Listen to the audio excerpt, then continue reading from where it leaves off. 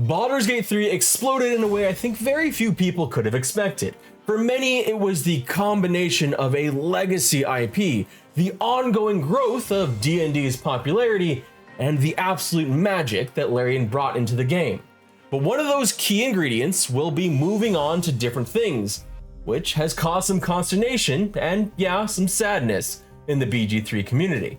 But we're not here to talk about sadness, because I imagine fans of BG3 may be just as excited, if not more so, about what Larian plans to do with their future projects that will be entirely of Larian's own creation. Larian's studio head and fan favorite armored badass with a sharp tongue, often aimed at the greed of the gaming industry, Swen Vincke, had a lot to say about that in an hour-long interview he gave with IGN following his GDC speech on BG3.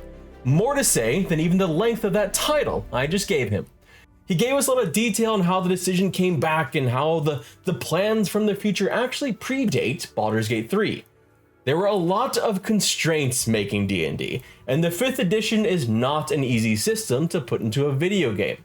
And we had all these ideas of new combat that we wanted to try out, and so they were not compatible. I went on holiday for Christmas, and I came back and I said to the team, you know what? We're just not going to do it.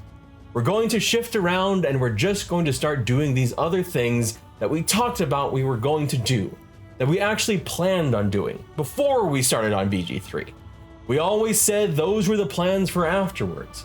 We had 2 games that we wanted to make and we had lots of concepts. So let's just have closure on BG3. We've done our job. It is a story with a beginning and the middle and an end. So let's end it here on a high and just pass the torch to the next developer to pick up what is an incredible legacy. There's a couple things to unpack here. First, that it sounds like the constraints of D&D's 5e was a major factor in the decision to not continue. It's a built-in restraint on their own creativity, which totally makes sense. When you're trying to fit something into a pre-existing system, there are going to be limitations. The other part that really stood out to me is that their plan actually predates Baldur's Gate 3, and there's not just one game, but 2 games they really want to build and are now going to. The plan they had before is what they're reverting to. I'm sure for many people, myself included, the immediate assumption is that at least one of these is going to be a new Divinity game, given that that's Larian's IP, and with it they can do all of the things they wanted to with combat, but couldn't, because, well, it's theirs and the limits are their own creativity and I guess like what they can do with the game. As for Baldur's Gate 3, I am cautiously hopeful another developer will pick up that legacy, either with a DLC or a Baldur's Gate 4. I'd be shocked beyond measure if Hasbro wasn't already trying to interview teams to find one.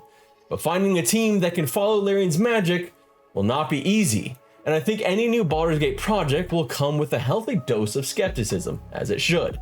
But we should also consider many of us had the same skepticism when Baldur's Gate 3 was first announced, too, building on the legacy of 2 incredible games before it from BioWare. We also got a little bit of a look into the process of how things work at Larian when pitching projects, and damn if it doesn't sound like a great place to work.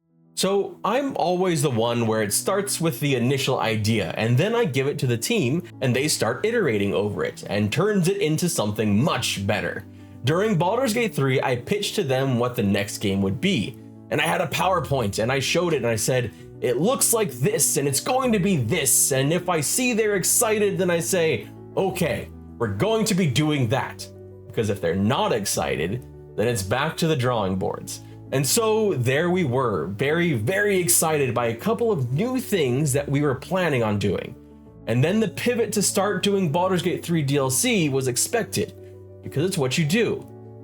There's something to be said about a studio that isn't just making top-down decisions, but gauging feedback before a project even begins. If the developers making the game aren't excited about the project, it stands to reason that, well, the eventual project might actually be shit. It might not meet its potential. It also serves as a general initial gauge of, well, interest. If the devs don't want to play the game they're making after all, why the hell would you? Now, of course, IGN had to ask the obvious question. And, well, yes, I hate to disappoint you, but they got the obvious answer. You alluded to the fact in your talk that you stayed in this set of systems for a while now. how Baldur's Gate 3 was born out of Divinity Original Sin 2, but you've also said in the past that you did eventually want to make Divinity Original Sin 3. Is that what this is, or is it totally new? I can't tell you. Fair enough, I had to ask. Yeah, I can't tell you. No, it will have its proper moment. Hopefully nobody's going to leak it for us, but it's different than what you think it is. But it is still familiar enough for you to recognize that it's something that we are making. We can speculate about this all we want to, and you know, I think honestly, we're probably going to be dead fucking wrong. I could argue that BG3, while similar to Divinity Original Sin in a lot of ways, was still a huge departure in others. Much of that was necessitated by, of course, the D&D 5e system, but they also put a lot more into character development, cinematics, and actor performances. Whatever they do in the future, I hope this carries over because it was incredible for storytelling, something that Larian has done well for a very long time. From these comments though, I'm not expecting Larian to jump into making a first-person action RPG. After all, if it's going to be familiar enough to recognize it as a Larian game, and at this point, we've built up some expectations for Larian, but I also want to go back and point out what Swen said in an earlier comment.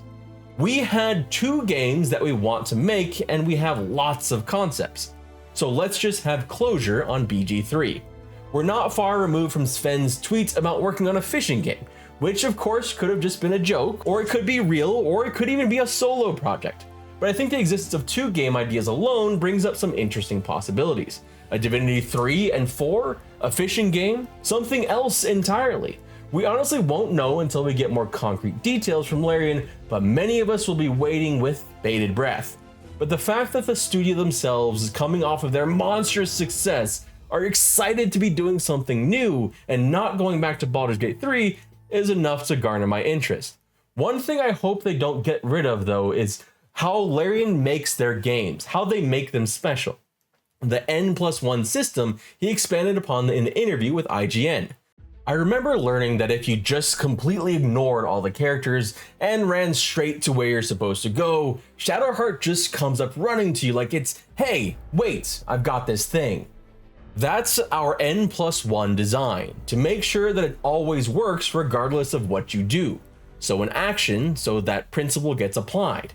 I didn't talk about that today, actually. I should have. It's a principle that gets applied on everything that we do. Wait, so what is this principle? It's called N+1. We introduce it with Original Sin. So basically you always have to assume that all of the antagonists and protagonists will be killed by the player. You still have to have a way of telling the critical bits of the story, and that's the +1 solution. It's the fallback solution in case the player fucked up everything, but they still need to know what they need to do, and so we have a whole bunch of creative ways of dealing with it.